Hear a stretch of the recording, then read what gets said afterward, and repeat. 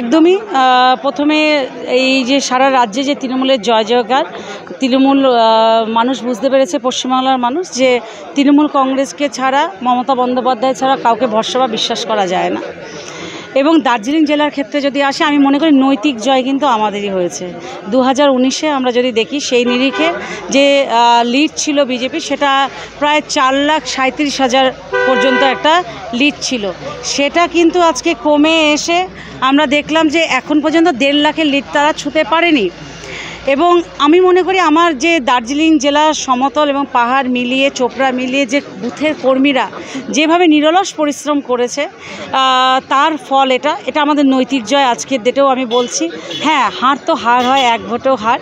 আমাদেরকে এই ভুল থেকে শিক্ষা নিয়ে আরও কিভাবে আমাদের একছাতার নিচে এসে দলের খাতিরে, দলের স্বার্থে, নিজের ব্যক্তির স্বার্থকে দূরে সরিয়ে দলের স্বার্থে আমাদের কাজ করতে হবে আগামী দিনে।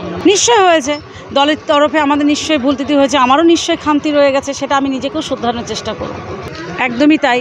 ভারতবর্ষের যদি আমরা রেজাল্ট দেখি, যে ট্রেন্ড ইন্ডিয়া, সেটাতে ভীষণ ভালো রকম একটা ফল হয়েছে। সেখানেও তৃণমূল কংগ্রেসের একটা ভালো ভূমিকা রয়েছে।